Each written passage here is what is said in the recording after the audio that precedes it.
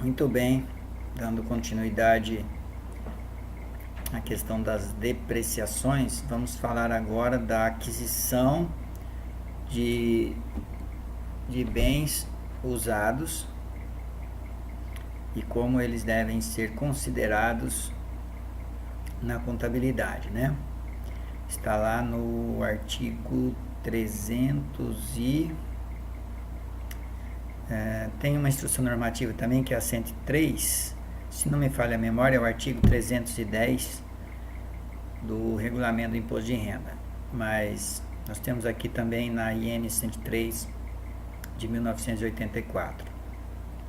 Os bens adquiridos usados, nós vamos usar dois critérios: metade do prazo de vida útil admissível para o bem adquirido novo. Então, se ele adquire um bem novo que tem 5 anos de vida útil, esse bem usado semelhante seria utilizado 2 anos e meio de parâmetro, ou o restante da vida útil do bem considerada esta em relação à primeira instalação para utilização. Então, digamos que você comprou esse bem que estava instalado numa determinada empresa, essa empresa tem o histórico desse bem, então você pode trazer esse histórico de lá para a sua contabilidade e dar continuidade, né, na depreciação. Então, você tem, dentre essas duas opções, o que for maior, né? Maior opção, por questão tributária, tá?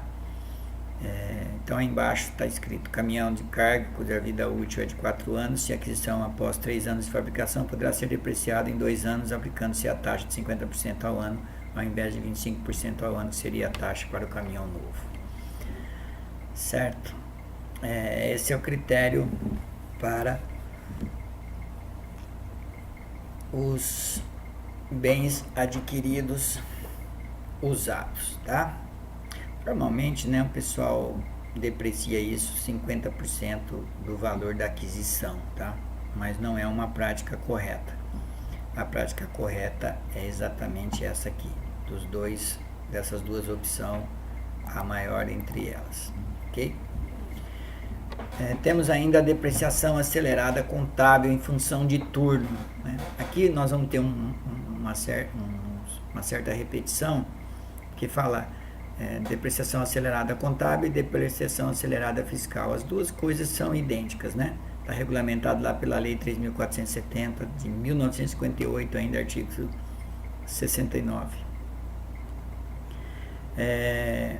O que é isso? A base é o artigo 312 do regulamento do imposto de renda. O fisco, ele incentiva, né, o governo, ele incentiva empresas a renovar os seus parques industriais, seus equipamentos de produção. E o que eles fazem? Então, a aceleração é o fato de, no início da compra, do investimento nesse novo bem, você acelera essa depreciação, consequentemente você vai ter um lucro real diminuído e uma tributação menor, né? É essa a forma que é utilizada, é essa a razão da depreciação acelerada e incentivada.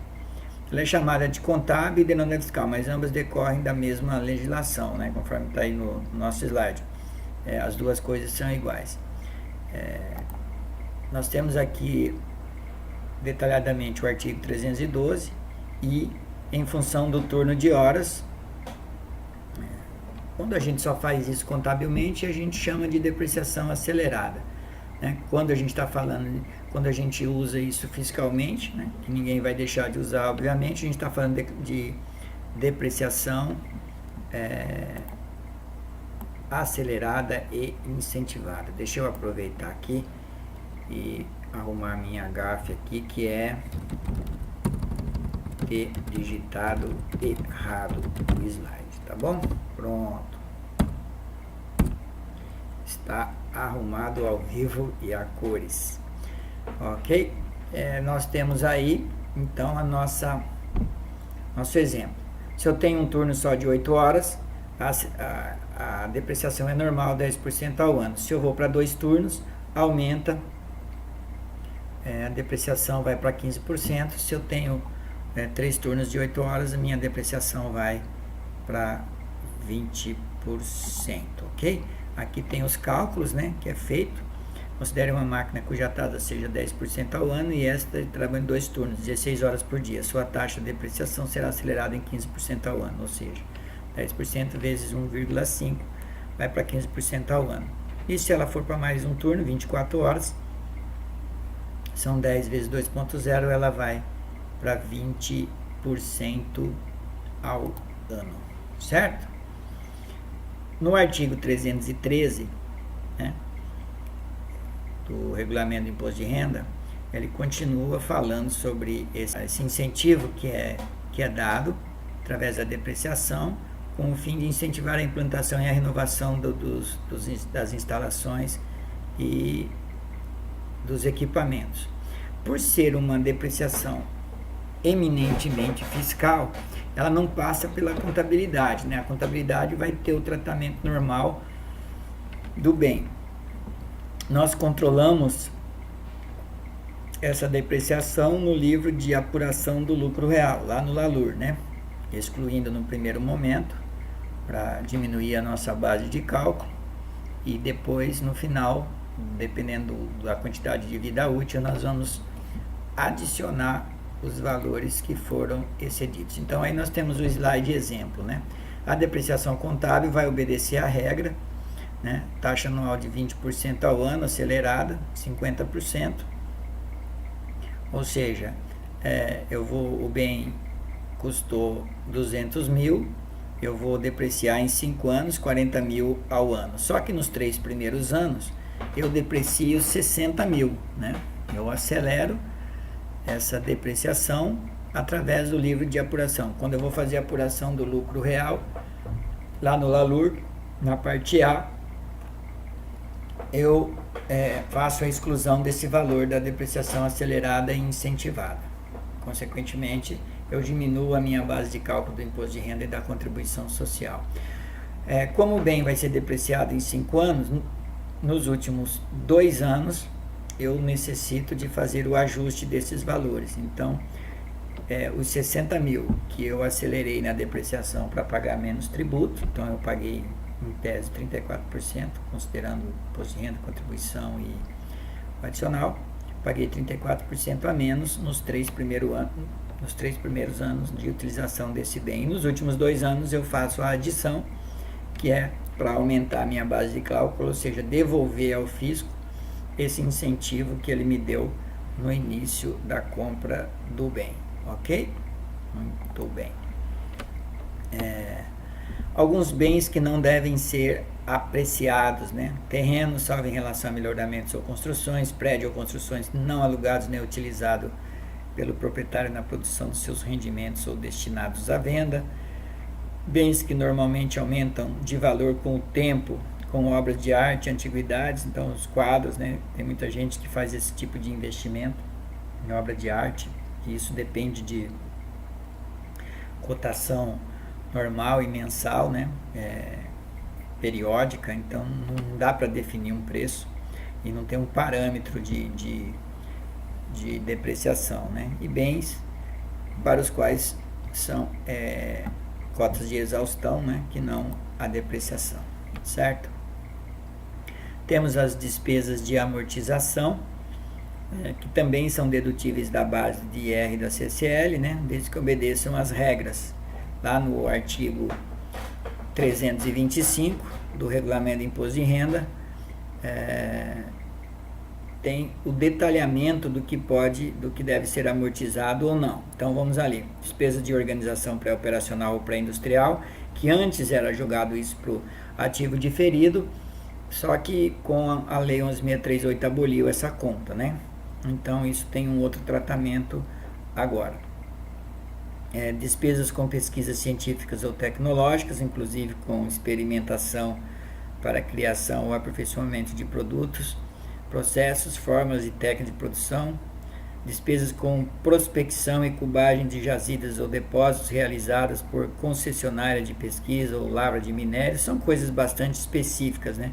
Custo e despesa de desenvolvimento de jazidas, na verdade são grande parte dessas amortizações são em cima de contratos de concessão de minas, jazidas, rodovias, portos e aeroportos, e é por aí que vai, né? Parte dos custos e encargos, acho que aqui está também um errinho de digitação, gente, faz parte aí a gente corrige, lê, mas sempre, né, passa alguma coisinha. Então, parte dos custos, encargos e despesas operadas e registrados como ativo diferido, que é o antigo, normalmente quando foi feita a transição da IFRS, da nova contabilidade, da contabilidade antiga para a IFRS, para a nova, essa conta foi zerada o saldo. Mas como nós estamos ainda um pouco longe da aplicação correta das novas normas, isso ainda, alguns balanços ainda apresentam essa conta, né? Que é o nosso antigo diferido. Ainda falando dos valores amortizáveis, a Lei 12.973, no artigo 11, ela regulamenta essa questão das despesas pré-operacionais. Então, para fins de determinação do lucro real, não serão computadas no período de apuração em que incorridas as despesas. Então, eu estou incorrendo em despesa pré-operacional, ainda não comecei a operar, eu não vou computar isso na apuração do lucro real. Isso vai ser adicionado na parte A do LALUR e controlada na parte B. Nós vamos fazer essa simulação lá na frente. Organização pré-operacional pré-industrial, inclusive da fase inicial de operação, quando da empresa utilizou apenas parcialmente o seu equipamento ou as suas instalações. De expansão de atividades industriais, que é os incisos aí do capítulo 11, né? As despesas referidas no caput poderão ser excluídas para fins de determinação do lucro real e controladas na parte B. Isso nós vamos simular lá na nossa parte prática, né, do LALUR. Ok? A instrução normativa 1515 também, que regulamenta a 12.973, ela reforça e dá a base legal para isso que nós acabamos de ver no artigo 72, né?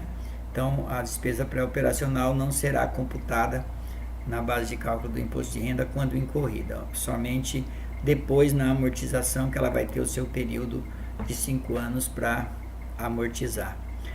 Patentes de invenção, fórmulas e processos, que são outros valores que podem sofrer amortização.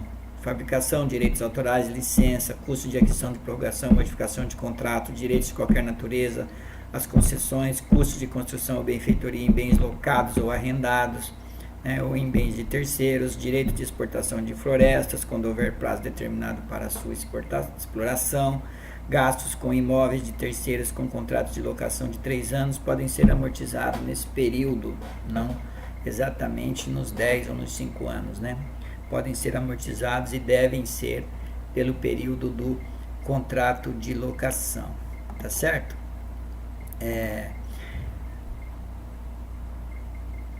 Aqui nós encerramos essa parte de imobilizado, depreciação e amortização. São partes conceituais apenas, né?